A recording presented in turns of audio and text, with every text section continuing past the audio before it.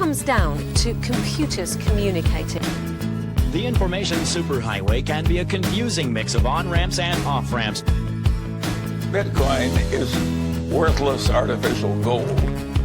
Is it still rat poison? Probably rat poison squared. We need to get into the world of, okay, this is actually foundational technology. What the Internet of Money does is it creates a single network which can do a microtransaction to a gigatransaction. The Internet is going to be one of the major forces for reducing the role of government. The one thing that's missing, but that will soon be developed, is a reliable e-cash. Welcome back to Final Settlement. It's been a little while since Michael and I have graced the airwaves here, but we're back in the saddle for 2025 and very excited for today's episode. A little housekeeping before we jump into things. If you're familiar with the show, Final Settlement, and where it sort of lies in the Onramp Media umbrella, it's been very much focused on sort of going beyond the digital gold thesis, if you will, and looking at Bitcoin as a piece of technology, a protocol, and really speaking with builders and entrepreneurs and venture capitalists who are investing and focused on the space. And so that's been, primarily where our guests have come from, and that'll continue to be the case. But what we're thinking about doing into the new year is really more tightly integrating what we're doing with Final Settlement with what Michael and I are working on at Early Riders, our Bitcoin-denominated investment firm. So, something that we've seen on the Onramp side is that a lot of private clients come in and, they have their Bitcoin exposure, but they ultimately want exposure to private investments in the Bitcoin space or the periphery of the Bitcoin space, which is predominantly what we're focused on at Early Riders. And so this pod going forward will be sort of a cross collaboration between Onramp and Early Riders. And we'll dig a little bit more deeper into sort of the investment theses that we hold at Early Riders, also some portfolio companies, and just really use it as a form of due diligence if we're talking to builders in the space or entrepreneurs that are launching different businesses. That'll be sort of the renewed format going forward. So, Michael, did I do a good job of covering the new format, or anything to add there? Yeah, I'm super excited. We have a lot of updates in 2025. Obviously, a lot of energy coming in the space with the new administration, a lot of bullish structural things happening in Bitcoin. And what we've seen at OnRamp is a lot of private clients and individuals coming in and looking to either, build around multi-institution custody or want to get exposure to the things that we're seeing after they go down the rabbit hole. It's like, what's the next step? Because they ultimately want to either integrate their business or themselves. And then on the other side, Early Riders has been putting out really amazing research, talking about not only the thesis, but thinking in a world where Bitcoin is the denomination around investments. And also, how do you just think about a future world like market structure? A lot of the folks that come and allocate on the Early Rider side or look at OnRamp understand multi-institution custody and understand how that is going to be fundamental to the growth of the asset class because of the properties it has versus centralized custody, and also, single points of failure that ultimately exists with individuals. And so now it's about tightly integrating that and looking at opportunities in the market. There's a lot of interesting things that we've been seeing. To Brian's point, having the first doing 2 a month to start, first one going down and just being more structured with the segments and what's happening in the business space.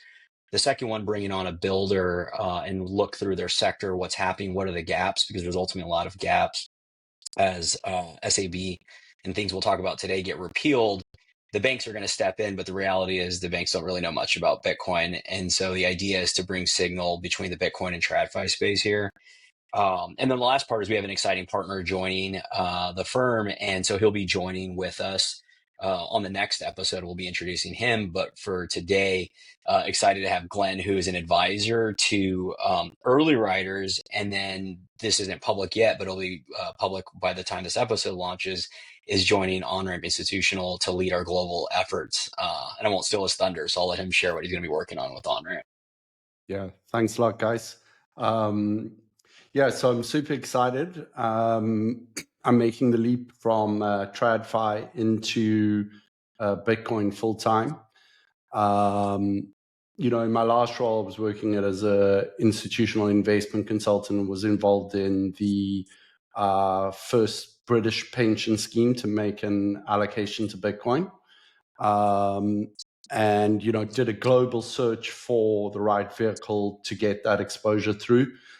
And I was looking, in my personal capacity, I hold my Bitcoin in a multi-sig, of course. Well, at that time I did. And was looking for a multi-sig solution for institutional investors. Did a global search, over 70 funds we looked at, and found Onramp, and worked very closely with them for more than a year to get everything, all the due diligence done and whatever. So became very familiar with the Onramp multi-institutional custody and the Onramp Bitcoin Trust. And then Michael and I had a chat and decided to make the leap full time. And really my role in the firm is going to be bridging that gap between the traditional finance space, looking to integrate Bitcoin into portfolios and looking for how to do that in the best and most secure way possible. So yeah, very excited. Yeah, and Glenn, you're very unique because for a number of reasons, but one in particular for this first episode is because you have a background in the traditional finance space, investment management, and you put together amazing reports and diligence and models, but then you also are just genuinely excited and passionate about the space in general. So you've gone down the rabbit hole when it comes to cross-border payments, insurance, credit facilities. And that's kind of the idea, almost in its essence, of this show, is to let's talk about the existing market and then how does Bitcoin effectively repurpose the wheel, not recreates it. Because I think that's been a fundamental misnomer the past 15 years in this space is we're just going to recreate and blow up everything. And the reality is maybe there's a few things on the margins that completely change, but most things exist for a reason and that they just got lost around the system and the trust that was built. And so it'll be fun to talk through this and then just future reports and collaborations on your knowledge of just the technicals along with kind of the TradFi, legal regulatory bureaucracy that always comes along with it. Yeah, I'm super passionate about Bitcoin. I mean, I literally wake up in the morning for Bitcoin. And and I think you're exactly right. I think we're kind of at the phase in Bitcoin technology development just before the first iPhone was released, right? And early riders is looking for the right investments to make in that environment because, like you say, it's going to be integrated into, every single financial services sector, cross-border payments, insurance, you name it. But then even, local payments, it's going to take time. But we're seeing, the first glimpses of that kind of stuff. So it's super exciting time, especially with the new administration coming in and a favorable, regulatory environment on the horizon. At Onramp, we believe that Bitcoin is the most important asset of the 21st century. The hard part is securing it right. There are shortcomings with keeping your coins on an exchange, but also with setting up your own self-custody arrangement. Onramp solves for these concerns. Our multi-institution custody solution maximizes security and minimizes counterparty risk, ensuring that your Bitcoin remains securely in your possession, and provides built-in inheritance planning to ensure your family is protected as well. Onramp provides peace of mind for your Bitcoin journey, whether for your whole stack or for part of it as a complement to your existing self-custody setup. For more information, check us out at onrampbitcoin.com. Yeah, it's a very salient point, Glenn, in that, I've said this in the past and I'll continue to say it, but on a long enough time scale, every company is a Bitcoin company, quote unquote, right? It's very similar to how there were internet companies in the mid to late 90s. Those are just companies now, right? Obviously you're leveraging the internet. Obviously you're leveraging these new forms of technology. Bitcoin is just monetary technology. And it's, to your point, it's going to take a while for people to get up to speed on what this thing even is, how to integrate it. Sort of the lowest hanging fruit is just integrate it as a reserve asset, treasury reserve asset. That's the simplest way to get involved and at least shore up your sort of economic foundation of your business or whatever you're doing is by integrating a better form of money. And then beyond that, it's the tech stack and all the things you sort of referenced there, whether it be payments or just receiving, taking Bitcoin as payment, doing various different things with the tech stack itself, in addition to just using it as a treasury asset. And so that's, I think, a longer burn, but I think initially, and we've already seen this, right? Like if you just look at 2024, sort of a banner year for corporate treasury adoption. I think I haven't tallied up all of the companies, but large and small, public and private, across the board, there are, every day it seems like, or at least every other day, it feels like a new company is announcing a Bitcoin treasury strategy.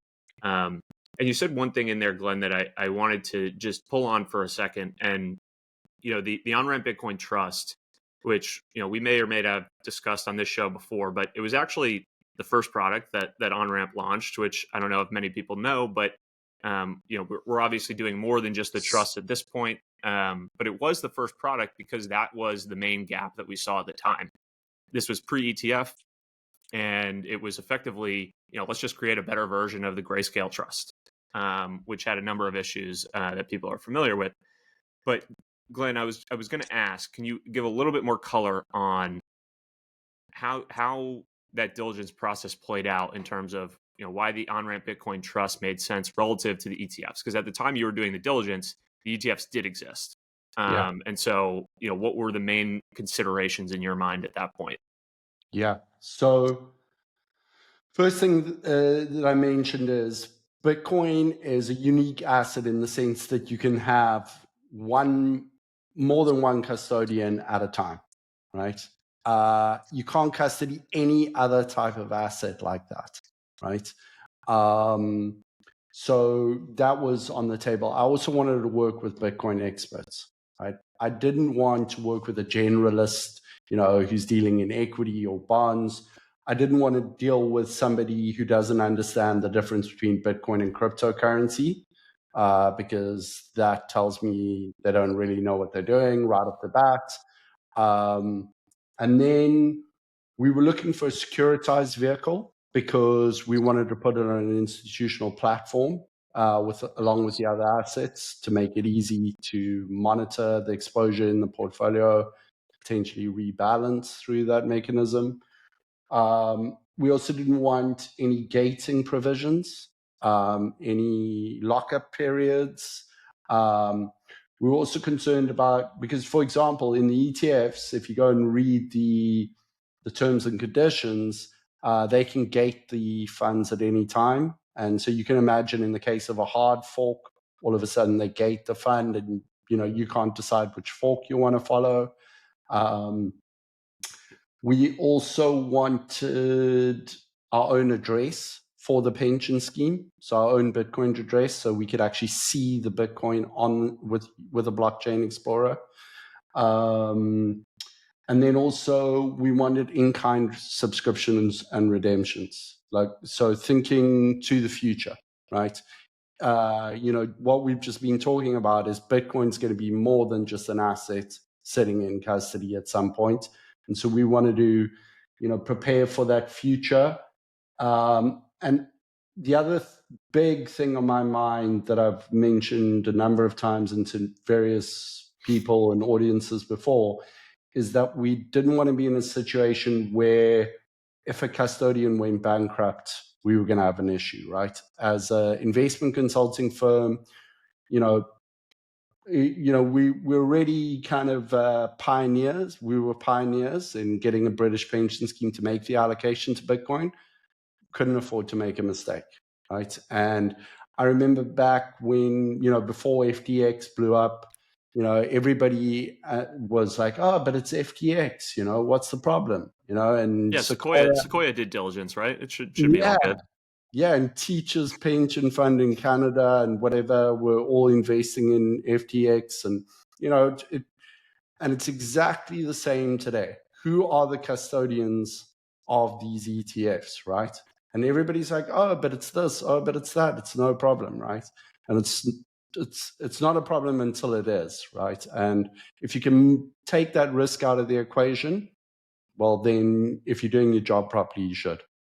Yeah, I think There's an interesting aspect of like where we sit on this intersection and what's happening now, because like to be fair, this is gonna sound like two different things, but they're both true. Is the Honor Bitcoin Trust is the most sophisticated private placement or vehicle that exists on the planet Earth, from spot allocation, from Bitcoin only, to the way the units are handled, to the delivery. You can take delivery, multi-institution custody. It's also the most unsophisticated Bitcoin product you could ever create.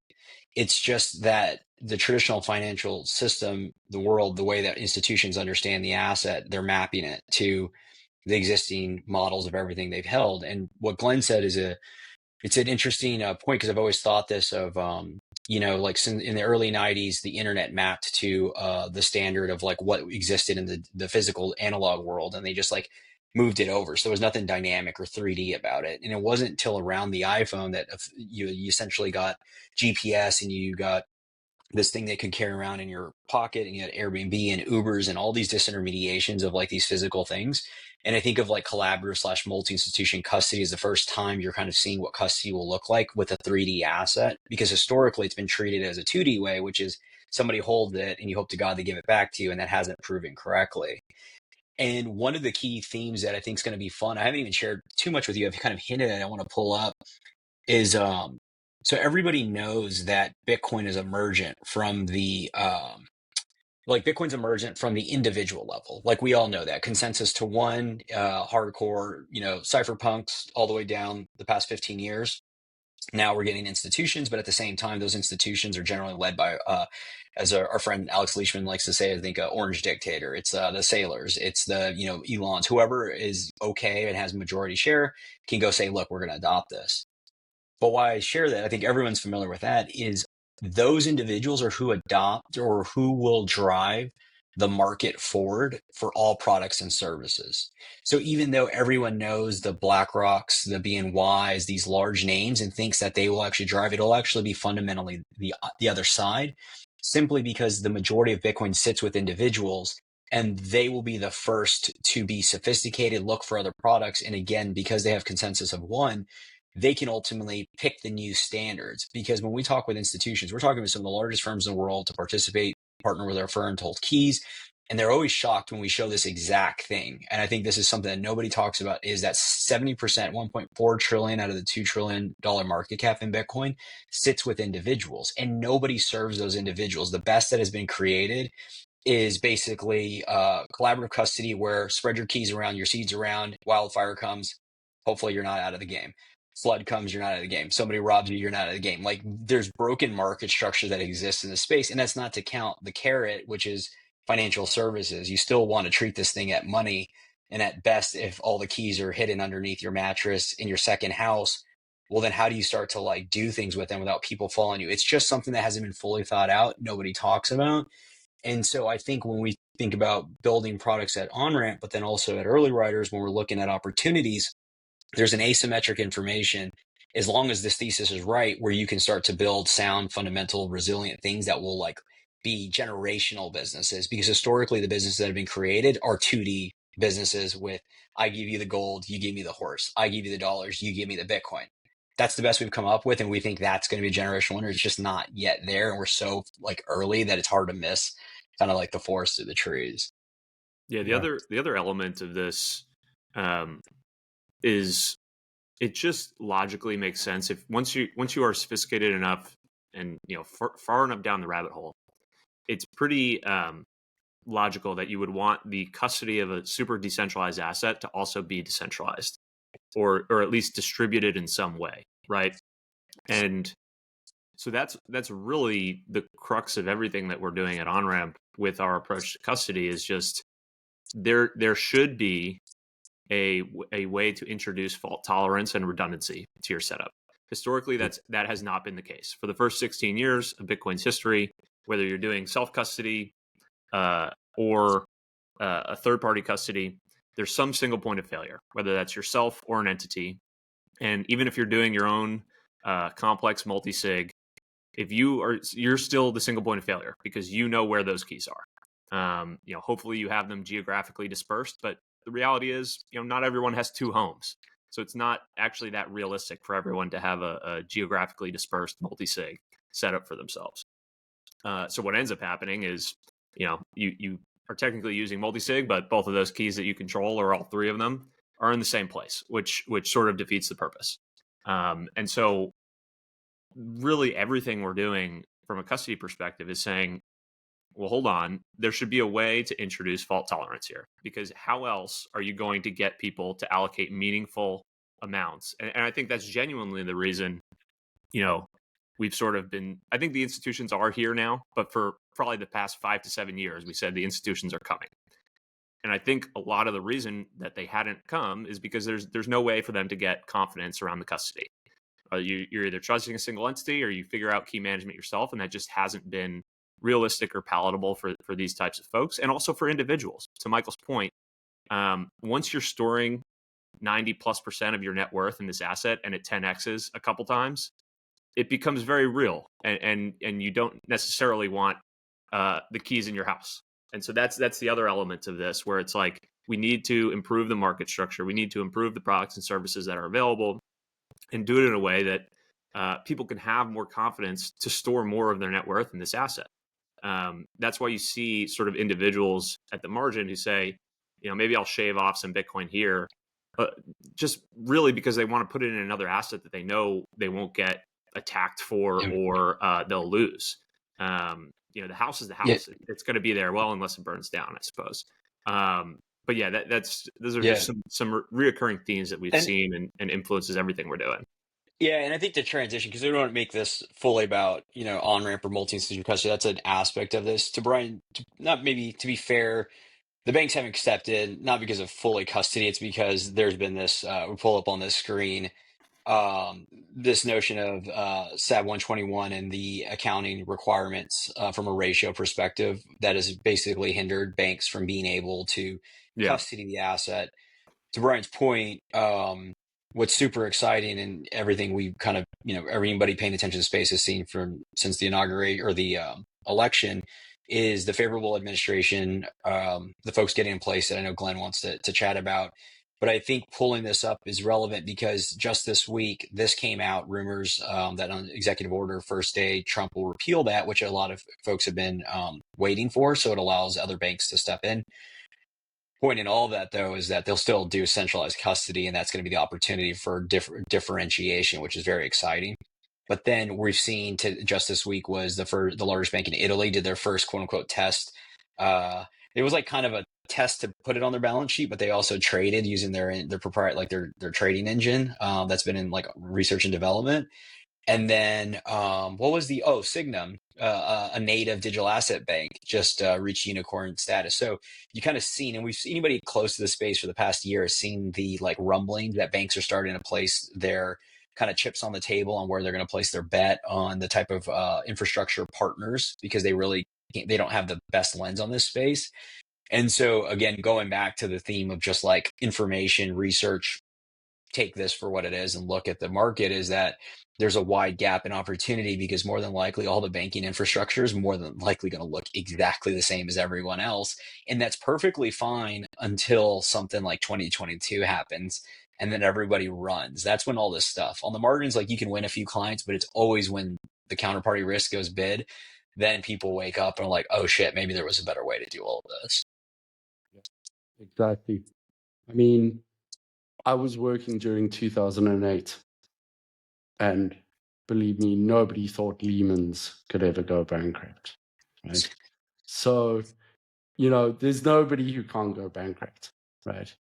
If debt, and right now, I did some research, right? If you add the unfunded liabilities of the United States, so Medicare, Medicaid, Social Security, the defined benefit pension schemes that the government's on the hook for, to the national debt, the debt to GDP ratio in the US is 950%, right? People always talk about Japan, right? Including all of those unfunded liabilities and everything. Japan's debt to GDP ratio is about 300, right? So that puts things in perspective.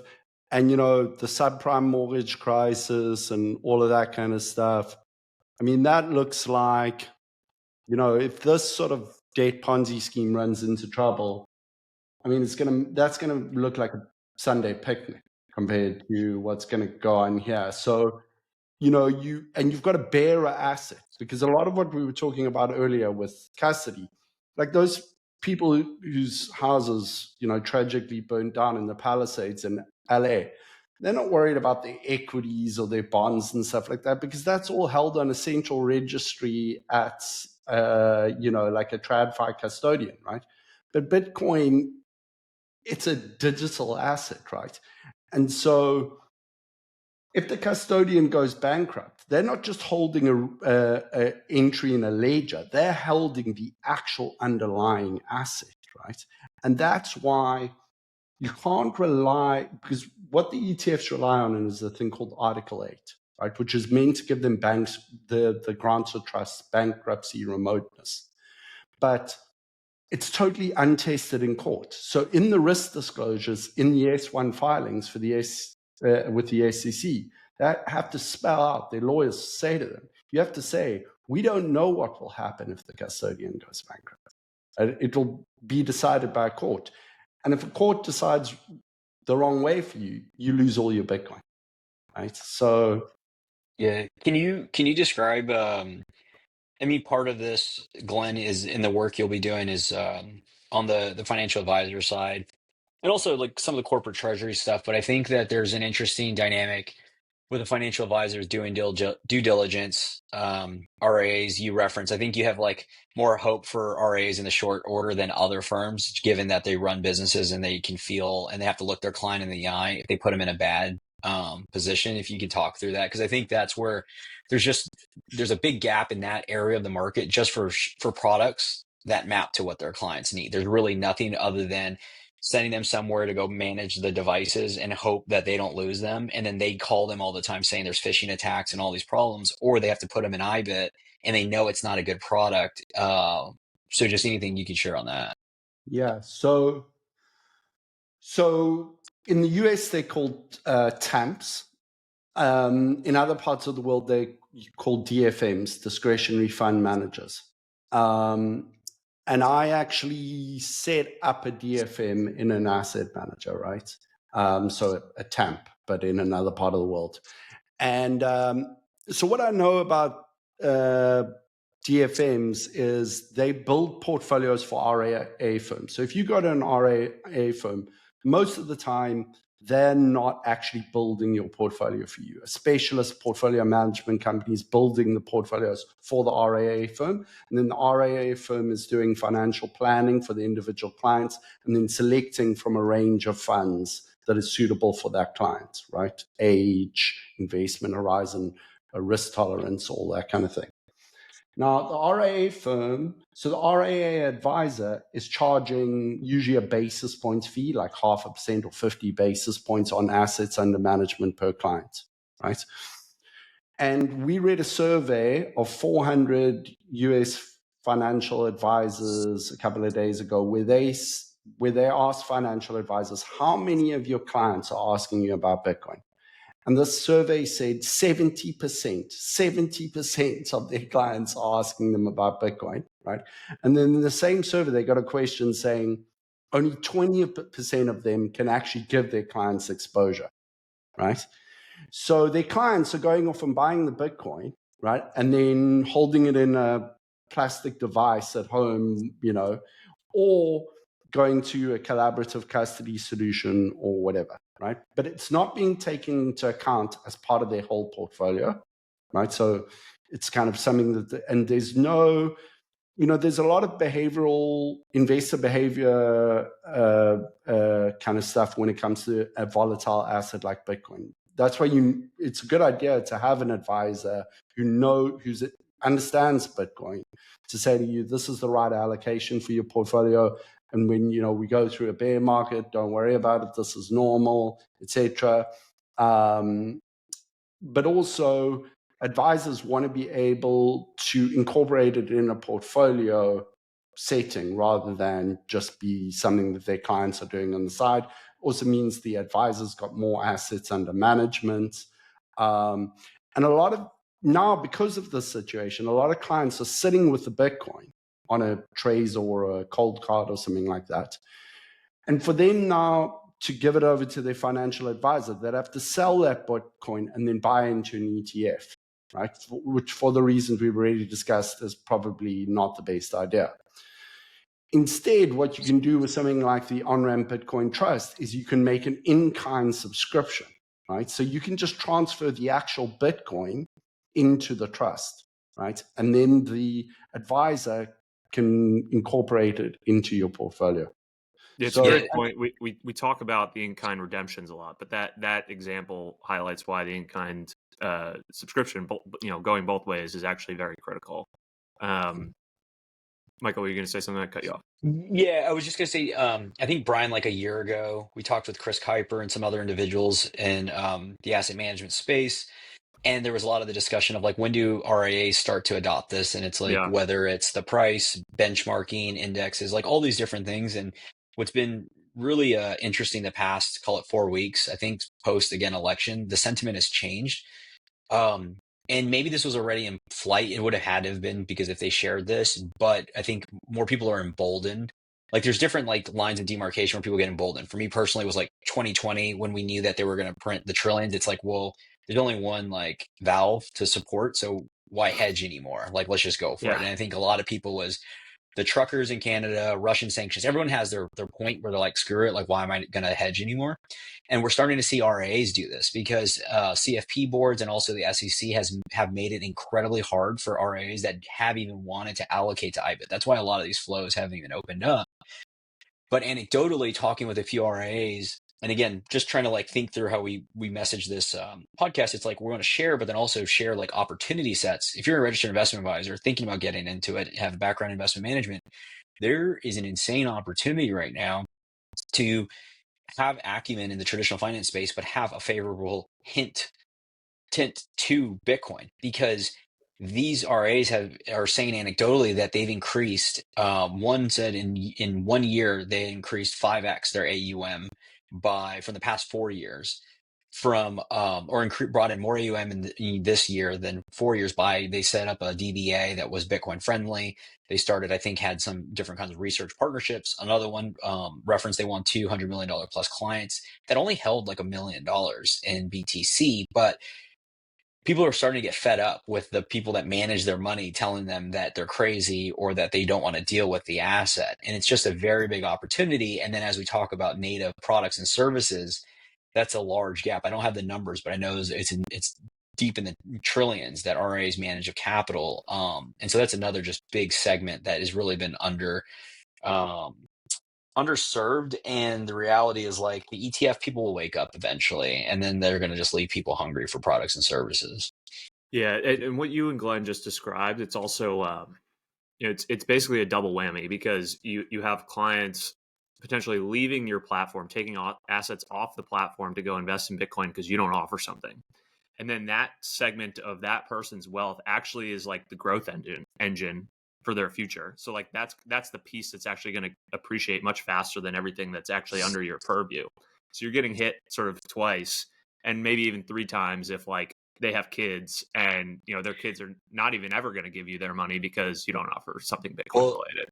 Let's go 4 times if we're just going to do it, because this reminds me of your shareholder letter that came out. Onramp, Brian writes an annual shareholder letter, to shareholders of the Onramp Bitcoin Trust.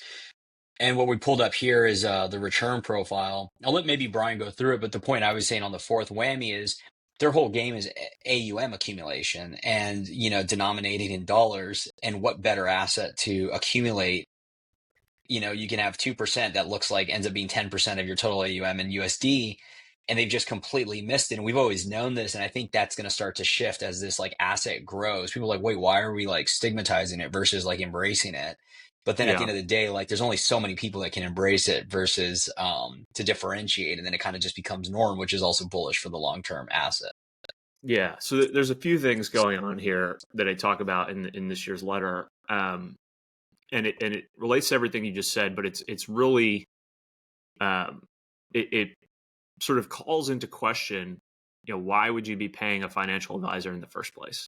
If everything that they're going to put you into, whether those be active strategies across different asset classes, if they're not going to be able to outperform just the benchmark indices, which for the past 20 years, it's basically become harder and harder for active managers to outperform, then what are you paying them for? And so even beyond that, if you were to just, what this chart here at the bottom shows is, effectively the S&P 500 has gotten more and more concentrated over time at the top. So those top 7 or so Magnificent 7 companies comprise a third of the index today, and drive the vast majority of the returns for the index. So while passive index investing was really initially meant to be this sort of risk mitigated, diversified approach, you're owning a piece of a given market. It's really just become, you own these 7 companies effectively. And so if that is the case, and it's also becoming harder and harder for someone doing active strategies to actually outperform these indices, then again, what are you paying a financial advisor for, particularly if they're resistant to the one asset that might actually let you outperform? So it's this strange paradox that I think we're still in the early stages of people grappling with these realities of sort of this active passive debate. And, that's been the trend, right? The trend of capital flows for the past 20 years has been towards these passive index strategies. And that's what's actually led to that concentration over time in these top 7 names. And so financial advisors are just in a precarious place at this point because they're struggling to outperform these benchmark indices, which are a much lower cost alternative to someone paying them advisory or management fees to invest their portfolio. So they've been up against that for 20 years. And now they're also up against this thing called Bitcoin, which is actually, even at a very modest allocation, able to get someone's portfolio to outperform those benchmarks effectively. With actually less volatility, which is the crazy part. And we have a report on this, which I'll put in the show notes. But effectively, a small allocation to Bitcoin can increase your returns of a aggregate 60-40 portfolio while actually dampening the volatility, which is like completely absurd and like the holy grail of investing. You want to boost returns and limit the volatility. And so that is not very well understood just yet, but it's beginning to permeate. And I think that letter was really just, an effort to point out those realities in the traditional finance world, the advisor world, and compare it and contrast it with, well, what is Bitcoin in that active passive debate? And I sort of described it as an actively passive allocation, in that it is passive in the sense that, like, you're just buying and holding it. We're not, we don't suggest any sort of active trading strategies around Bitcoin, the asset. It's very much just accumulate and hold. So in that sense, it feels passive. But on the other hand, it's arguably like the most active macro bet that you could make, in that it is this form of outside money, similar to gold, but digital, that isn't connected or within the realm of fiat denominated assets, which would be called, inside money. And so that is a very active bet, saying effectively, going back to what Glenn, you were talking about, debt to GDP, unfunded liabilities, like it's a bet against that. It's saying that's unsustainable. So I'm going to move my money to a form of money that can't be debased by that system. And so, it's this beautifully active passive bet in my mind that I think financial advisors are just scratching the surface of waking up to, basically. Yeah. Okay. I have a question. Go ahead. I have a question for you, because I think so what Brian just said, I think for some folks down the rabbit hole would pick up. I think others that are starting to, on a cursory level, probably like over their head, maybe a little bit, TBD on who it is. But it reminds me of at the end of the day, like, we focus so much on these podcasts. I think people get a lot of their education from the podcast, because not only, I think there's some people that like to read or listen versus read, but I think that there's something, I don't know if intimate's the right word, but interpersonal, of like hearing people you like. You can generally over a course of a long enough number of hours pick up if they're genuine, if they have integrity, all of these things. And this is how like Bitcoin's really scaled, is like through this version of podcast. And it reminds me of like, there's just this big asymmetry on education on what Brian shared, because all the information's out there, but for some reason it hasn't been put together and then aggregated and packaged up. Because on the other side of the RIA space, what we're going to see if you're not educated is, well, there's always going to be, every cycle we've seen this, where there's new structured products or things that exist to take people's money, either their Bitcoin or their money that would have went into Bitcoin. And it always at the time looks good. And then retrospect, you're like, man, I should have saw that. And that was like the last anchor and all these like different yield generating things. And this is kind of going to be a little bit of a polarizing statement, but I think there's something with the securitization of corporates and treasuries and bonds and like all these things, because I think there's some soundness to them, but then a lot are going to go do a playbook that are effectively, between me and you, it's like we have a salary that pays $60,000 a year and we're taking out 100,000 and then 150 in credit card debt. Well, that like goes out if like there's a little bit of mismanagement and volatility, which we all know is in Bitcoin. So point in saying all of that is like, where have you ever seen this in an asset or anything, that the asymmetry is literally just being educated?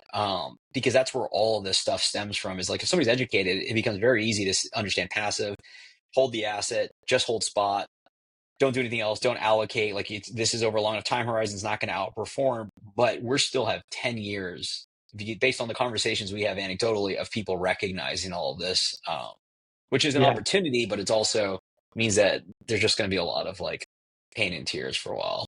Yeah, so I'm going to come to your question, but I just wanted to add a little bit of color to what Brian was saying was, so how is it possible that you take this asset that on its own looks super volatile, right? It's got a high average annual return, right?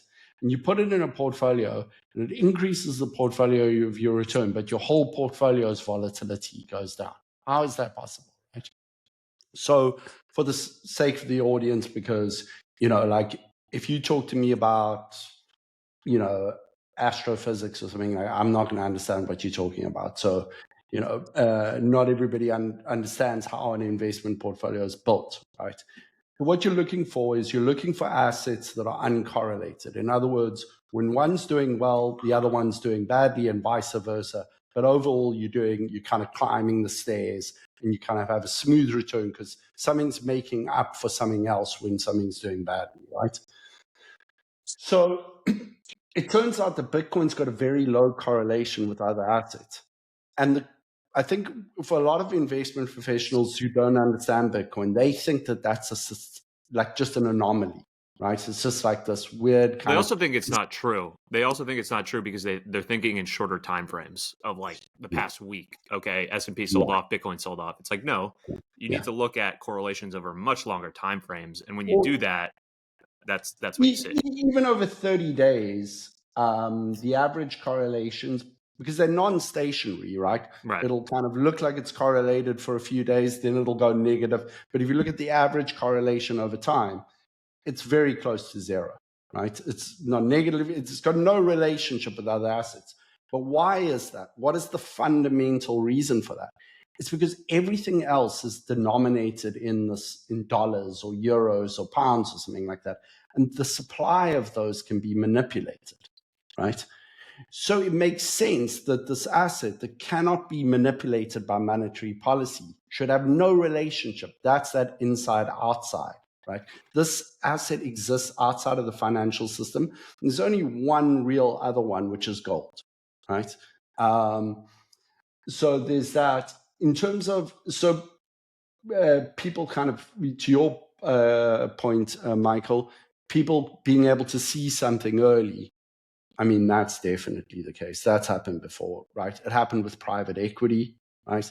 It's funny now, like working in the institutional space, you look at private equity returns and, there's so much selection risk and stuff like that. Most of the time, you don't outperform private equities, or you very marginally do, and then after costs, you don't, right? And it's because now every investor and his dog are invested in private equity, right? The alpha's over. It's, like the illiquidity premium has been squeezed out of the market because, they're just shoving assets in there. And it's now just about the private equity managers making fat fees, right, and earning the carry. So this is, it happened with junk bonds, right? High yield bonds, right? Early in the day, you could get huge credit spreads. Right now, credit spreads are at all-time record lows, right? So for the credit risk you're taking, you're getting the least amount in history of extra return for taking all that credit risk, right? And equities are way overvalued. If you look at a cyclically adjusted price to earnings ratio, which is the most reliable valuation metric for equities, they've only been more expensive once in history, and that was at the peak of the dot-com bubble, right? And why is that? Because investors know, proper investment professionals know what comes next when debt levels are this high, right? There's only one way out, right? And that is to debase the currency. So nobody wants any cash. They don't want any short-term bonds. They don't want any long-term bonds. They don't want anything where it's directly tied to monetary policy. So they want assets, right? So everybody's shoving every last cent they can into assets. So everything's overvalued, right?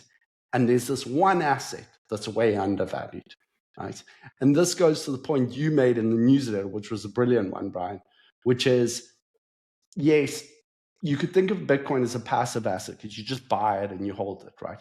But the asset allocation decision to put Bitcoin in a portfolio is an active decision. And the decision you're making is you're saying, there's all this stuff here, there's all this risk for all the reasons that I've mentioned. Everything's overvalued. There's so much debt in the system. Even if you don't do it for the return potential, you should be hedging your risk with an outside money asset, right? Yeah. I think that's the more palatable argument probably today for most financial advisors is, hey, just don't get screwed by not having any exposure here, because the other side of it, like being a little bit farther down the rabbit hole and understanding what it could really do if you had a meaningful allocation to it.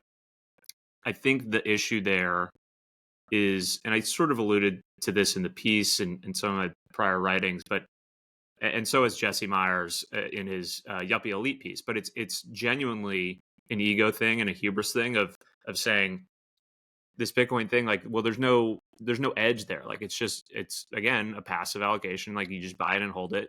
And so it becomes very hard for financial advisors, or even at the more granular level, like a portfolio manager at a investment fund, to justify their existence effectively and say, oh, I'm charging 2 and 20 for this strategy that can't even outperform the S&P 500 and is getting absolutely crushed by Bitcoin.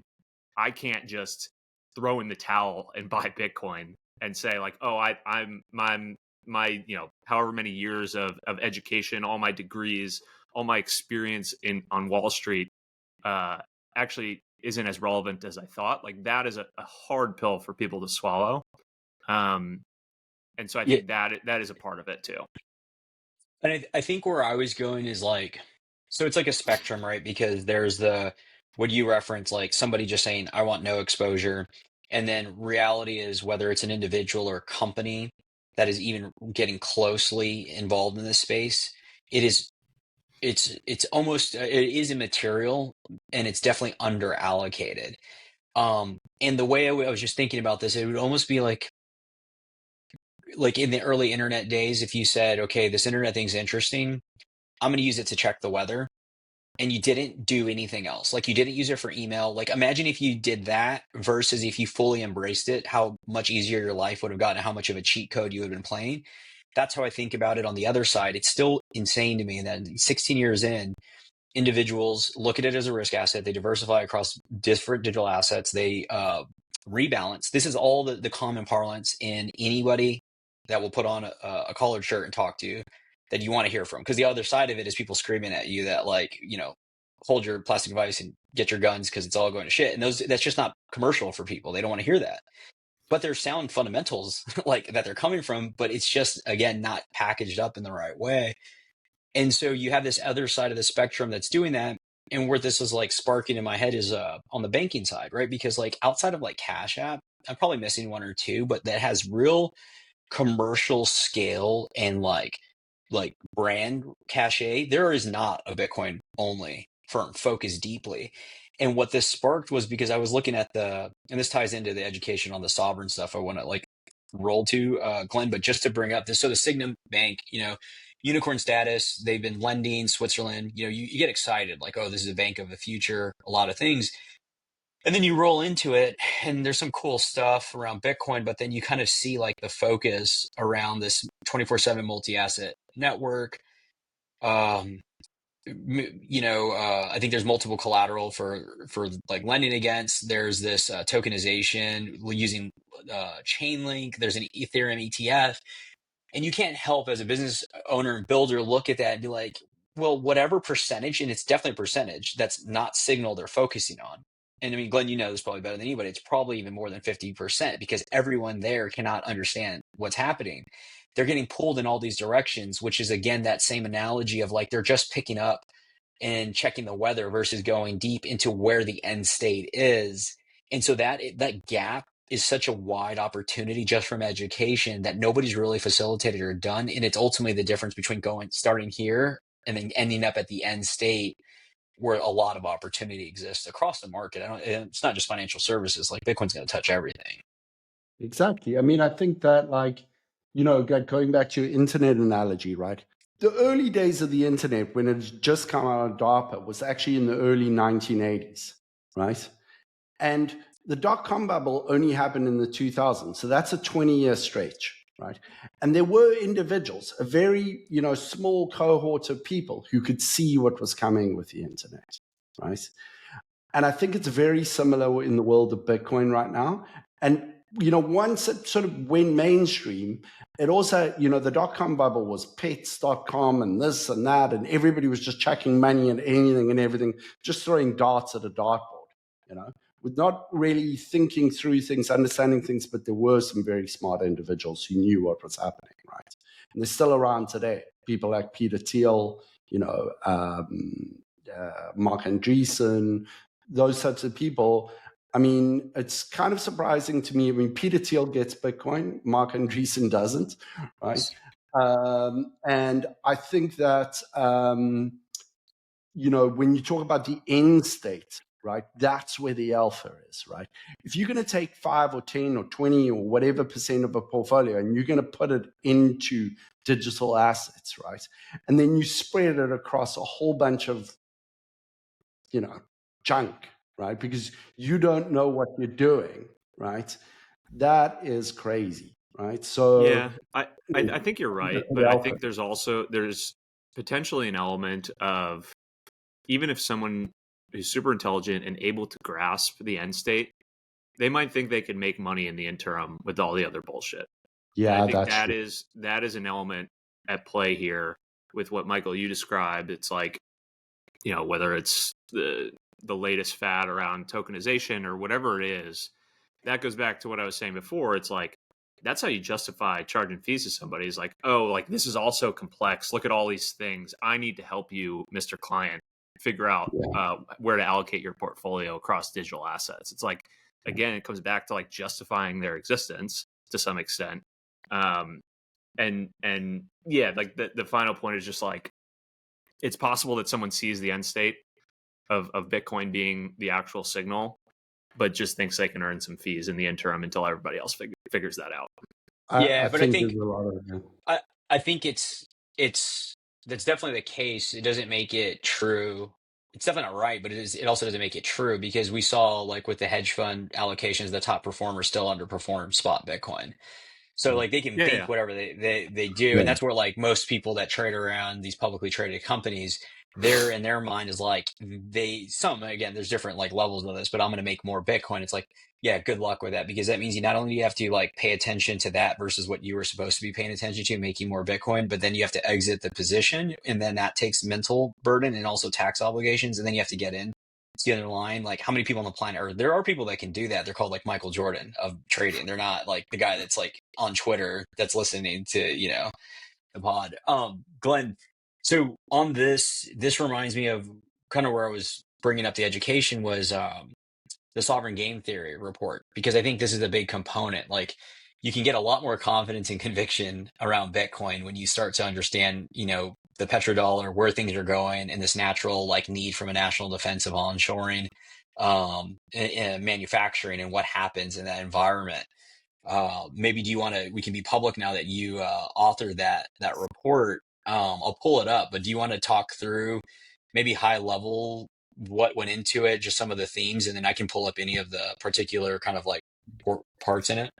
Yeah, sure. So, it's super interesting. Okay, so first we had Donald Trump at the Bitcoin 2024 conference kind of making pronouncements about Bitcoin and saying he's going to create a strategic Bitcoin reserve, right? Then he got elected, right? And then he starts making his announcements for who he's going to appoint in various roles. Super interesting if you look at who he's appointing, right? Because you got Howard Lutnick, Secretary of Commerce, right, who's the CEO at Cantor Fitzgerald. Short while ago, they announced that they're going to be doing Bitcoin collateralized loans. They've got a $2 billion facility there, okay?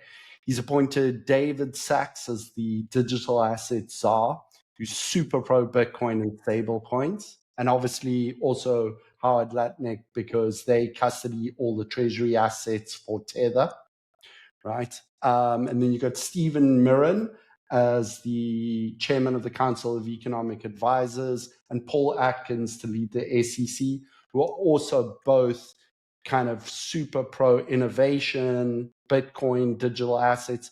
Paul Atkins couldn't have said more favorable things about Bitcoin, right? And so what are the chances that it's just coincidence that, the four people that are the most important in the world of the government world of finance, right, are all pro Bitcoin and stable coins? Chances are zero that, that's just luck, right? So what's going on? What is the agenda behind that, right? And essentially what it boils down to is this. You look at Trump's worldview, right? He's saying, listen, our industrial base is getting hollowed out. We're kind of losing our place in the world. The world's a dangerous place. We need to kind of get back to, America being the greatest country in the world. And the thing is that with the dollar as the reserve currency, and also with all the debt and everything like that, right? Basically what happens is, because there's so much global demand for dollars and treasuries, it keeps the dollar stronger than it otherwise would be. And on a trade balance perspective, that means that for people to buy American goods is very expensive because the dollar is strong, right? And there's no way to weaken the dollar because it's the global reserve currency, right?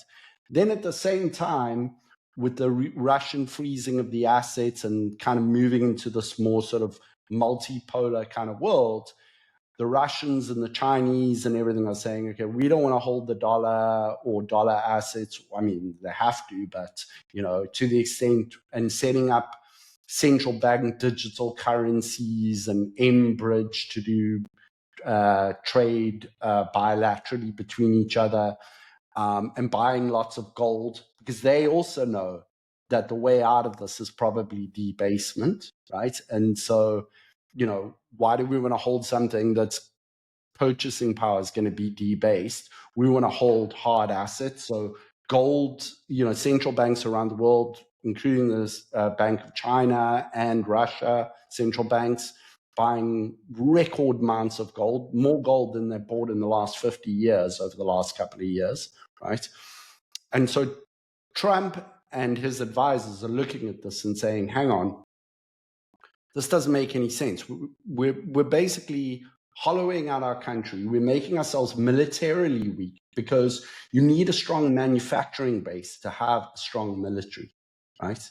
And because of the situation, you don't have a strong industrial base, right? So what's the solution? Well, in the short term, we still need demand for treasuries, right? And our adversaries are kind of at the margin saying, okay, we're going to hold less and less of these, and we're going to hold gold instead. And so how do we create a petrodollar type system, right, for 2025, right? Well, what we do is we make dollar stable coins the kind of global currency. If you go to Nigeria or you go to Argentina or all places in South America or Africa, anywhere in the emerging world or whatever, people in the know are using dollar stable coins because their local currencies are terrible and it's just way better to use a dollar stable coin. So if you kind of support that and you kind of promote it, right? Because dollar stable coins are backed by US treasuries, you create demand for treasuries in the same way that the petrodollar system, through pricing oil in dollars, created demand for dollars and US treasuries, right? But then at the same time, you don't want too much money recycled back into US treasuries because the dollar then stays too strong and you can't solve these trade imbalances and whatever. And that's a lot to do with what the tariffs are about as well. Okay. And so you need a neutral reserve asset, right? And what is the only neutral reserve assets? There's two, gold and Bitcoin, right? But if you're smart, right, you realize that Bitcoin's the reserve asset of the future, gold's the reserve asset of the past. Bitcoin in every way, shape, and form for a global reserve asset is a better choice than Bitcoin. I mean, Bitcoin is better than gold. And so what you do is you create a place for where people can park their money rather than US treasuries, at least at on the margins, right, in the beginning. At the same time, in the short and medium term, you sustain demand for US treasuries because you need that to fund the government, right? But then if you create a strategic Bitcoin reserve, and the game theory is such that because Bitcoin is a strictly scarce asset, right, first movers get the asset cheaper than late adopters, right? So you create a strategic Bitcoin reserve, you get in early, right? Or, early-ish, you may have some competition, but you're not going to have the whole world competing with you. And then, as this becomes the norm and other nations, I saw this morning the Malaysian president talking about this now, right? I saw last week the Chile somebody in the Chile government talking about it. It's spreading, right? And it's still kind of just lip service and talk, but at a certain point it's going to be real. And, so you can start to pay off the national debt because now you've got this treasury reserve asset, right? Yeah. So you can achieve a lot of aims here through this. I think it's a good recap. I think there's two core things to that simplify a lot of what's in the paper. Would encourage you to read it, and then also Luke Groman has been really great the past few months and really pulling this all together because there's a lot of pieces. And I think at the end of the day, what Glenn had referenced is debasing the dollar. I think the oversimplified version is debasing their exports, because at the end of the day, every sovereign has what they export and import. And if they're effectively exporting goods and services that they need to import whatever they need to keep their citizens happy, for not overthrowing, right? Again, just oversimplifying. Well, if they're sending out oil and they're getting dollars and those are being debased because they have to now go buy food, well, eventually you say this doesn't make any sense for the sovereignty. And in the way Groman explained it is post 08, we didn't actually settle the debts and we didn't reconcile what it should have been. And so that since then has been the marginal buyer has decreased from treasuries into gold. And then the other thing that's super fascinating that was discussed was ultimately that at the end of the day, the common thought and parlance from probably everyone is, well, this is all great for Bitcoin, but at the end of the day, it threatens the dollar, and that's never going to be allowed. And it's that's true in some respect, but then there's another component of that, which is national defense, national security. And that supersedes any dollar hegemony simply because if you cannot protect your country, well, then what does the dollar matter? And we couldn't protect the Ukraine war, not being intimately familiar, but understanding that our manufacturer, for whatever it is, can do 1/30th to 1/100th of what China can do in a week. And so everyone wakes up, it's look, it doesn't matter with the dollar. We have to bring things back home. But when you bring things back home, you naturally are going to have inflation. And so if you're going to have inflation and it's going to be drastic inflation, well, then your citizens need an asset and assets to hold So they still have value to be able to spend on these goods, because if you bring everything home and then everyone's poor and you're in a depression, well, what was the point? And so there's a lot of these dynamics. You start to squint and see how this all plays in. That doesn't really get talked about a lot, and where there's like two camps, I feel like, in the barbell, where it's like it's either for sure going to happen or there's no way it's going to happen. And I think we all kind of tend to lean that, like, we don't know what it's going to be, but there's going to be some very drastic like policy changes come inauguration. Well, I think the other element there, just for the United States specifically in this game theory dynamics, it's like, well, there's a ton of people who already hold Bitcoin that live in the United States. So it absolutely behooves us to basically revalue or monetize Bitcoin at a faster rate, because it helps our citizens. And the strategic reserve idea, more than anything, is like a signaling effort in my mind, if and when it does happen, to say like, Bitcoin's okay, you guys can go out and buy it, and this is how you're going to protect yourself, because we're going to debase the shit out of the currency. Which, by the way, was the ETF. This is the thing that like doesn't get talked about. The ETF, no matter what people say, was not an organic way it got launched. They'll make up the reason on Grayscale, GBTC, whatever. That ETF, we had talked with people, BlackRock, all the stuff. They hated Coinbase. Nobody liked Coinbase. They had like the junk bonds Glenn can talk to you about, Web3 company right off the back of FTX, and something shifted behind the scenes. And I think this is part of it, that you need U.S. citizens to be able to get exposure. You onshore a lot of that Bitcoin. So anyway, sorry to jump in, but I think that's just a big component of why the ETFs were. It's not a coincidence. 12 months before this happened. Yeah. And there's there's a major historical analog here, right? So going way back, I can't remember the year when it happened, but the Austrian-Hungarian Empire defeated the Ottoman Empire, okay? And they forced the Ottoman Empire to pay them reparations, because they blamed them for the war. And they said, we want the reparations in gold, right? And at that time, the world was on a silver standard, right?